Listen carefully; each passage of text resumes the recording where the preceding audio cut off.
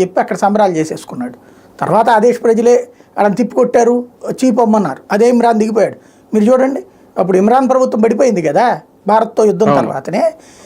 ప్రతిసారి పాకిస్తాన్ దరిద్రం ఏంటంటే యుద్ధం జరిగినప్పుడు వాళ్ళ పాలకులు మారిపోతుంటారు. భారత్తో యుద్ధం జరిగినప్పుడల్లా అంటే ఫస్ట్ వాళ్ళు సంబరాలు చేసేస్తారు అక్కడ ప్రజల్ని కన్విన్స్ చేయడం కోసం, కన్ఫ్యూజ్ చేయడం కోసం ఏదో జరిగిపోయినట్టు.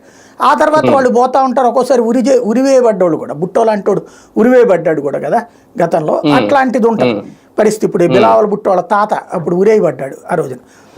అట్లాంటి ఫేస్ చేశారు ఆ రోజున. మనం గుర్తుపెట్టుకోవాల్సినటువంటి పాయింట్ ఏంటంటే అదొక కంట్రోల్ లేని దేశం, అదొక రోగ్ కంట్రీ. రోగ్స్కి కంట్రోల్ ఏముంటుంది? వాడు ఏది మాట్లాడితే అది మాట్లాడేస్తాడు. నీచమైనటువంటి భాష మాట్లాడేవాడి దగ్గర అదుపే ఉంటుంది, అదే ఉంటుంది. ఇప్పుడు ఇక్కడ సమస్య ఏంటంటే అట్లాంటి దేశము ప్రపంచ దేశాలందరి దగ్గరికి వెళ్ళి అడుక్కుంటుంటే అమెరికా వాడికి ఒక మంచి లడ్డూలాగా దొరికింది. ఓకే, ఇప్పుడు ఏం జరిగింది? మనం వాళ్ళకి సంబంధించినటువంటి సర్గోసా శిబిరం దగ్గర కొట్టాం. సర్గోసా బేస్ అనేటటువంటి దగ్గర F-16 యుద్ధ విమానాలు ఆ ఏరియాలోనే ల్యాండ్ అవుతుంటాయి.